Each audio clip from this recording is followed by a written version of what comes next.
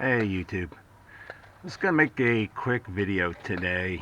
I had just gotten done this week replacing the cam followers in my 4.6, and I replaced them with Mustang GT from like the year, I believe it's 2007 to 14 or 2005 to 14.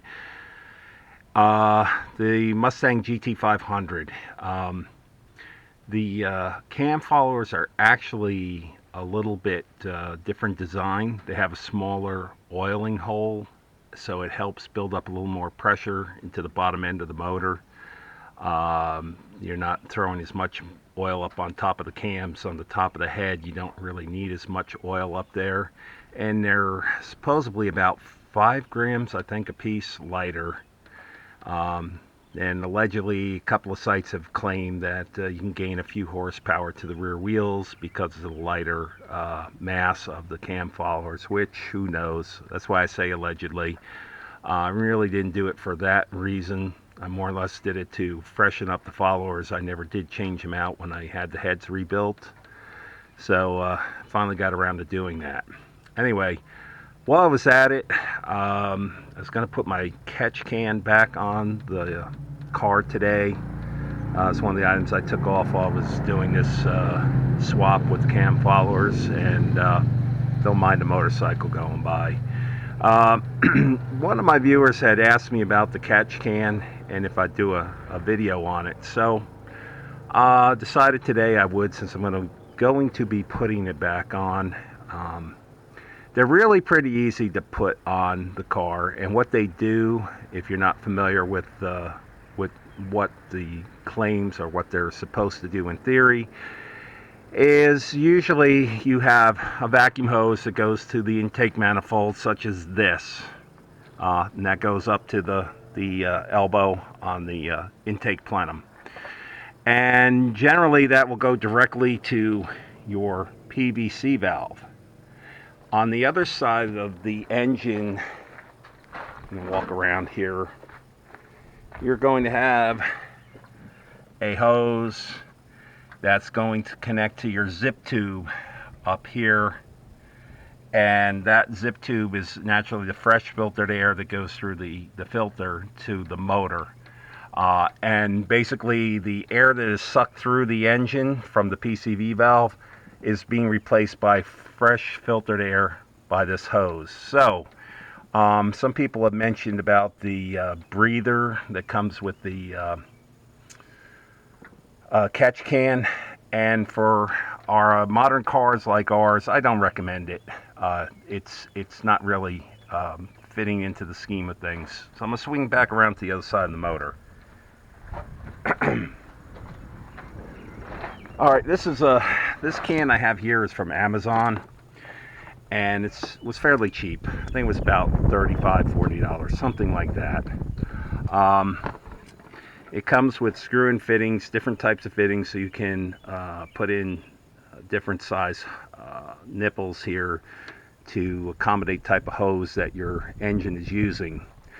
Also, I will mention these catch cans come with some vacuum tubing that's supplied by the manufacturer. Just do yourself a favor, throw it in the trash.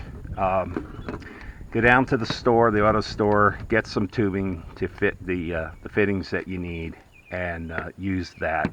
This stuff collapses, it's too cheap.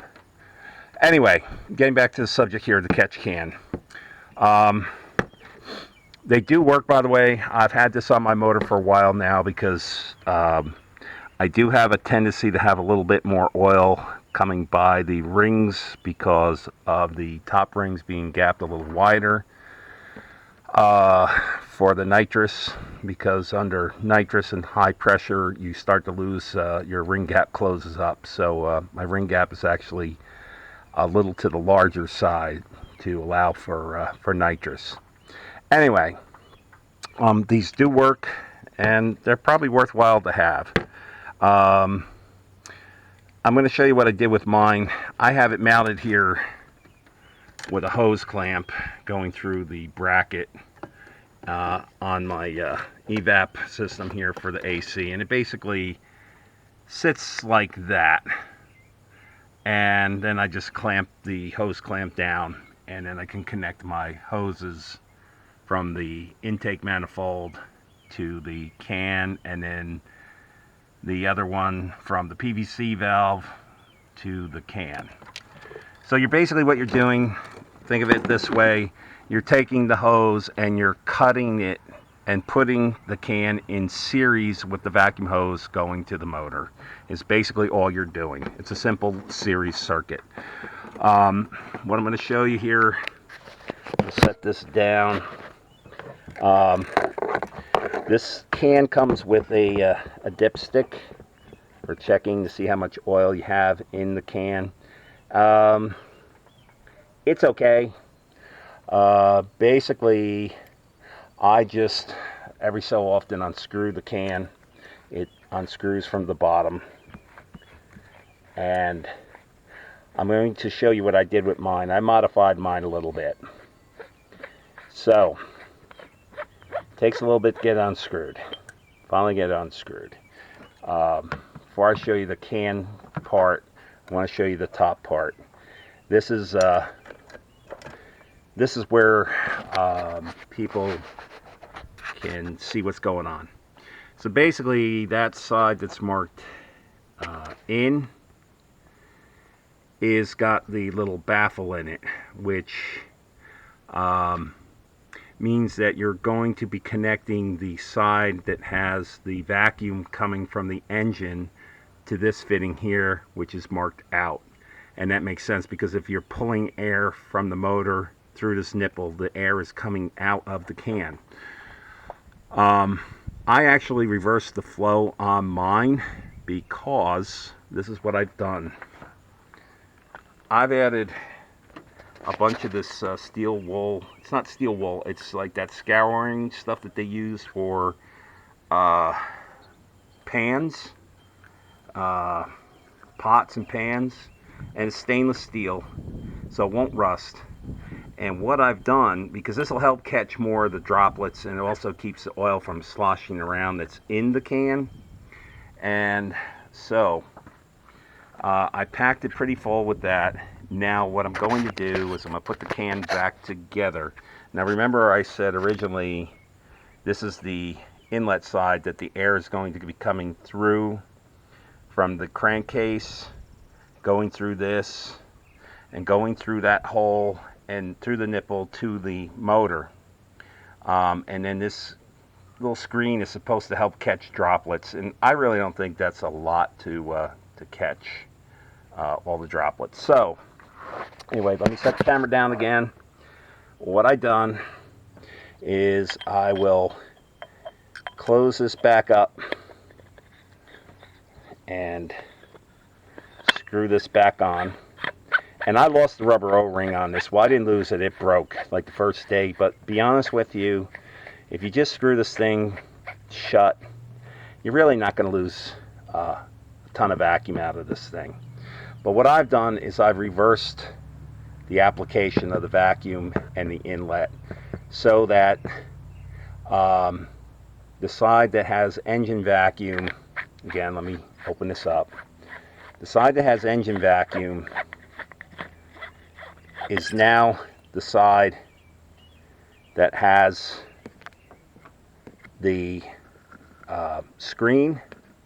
And the reason for that is I don't want any of this steel wool stuff. Well, it's not steel wool, stainless scrubbing pad getting sucked up into the motor.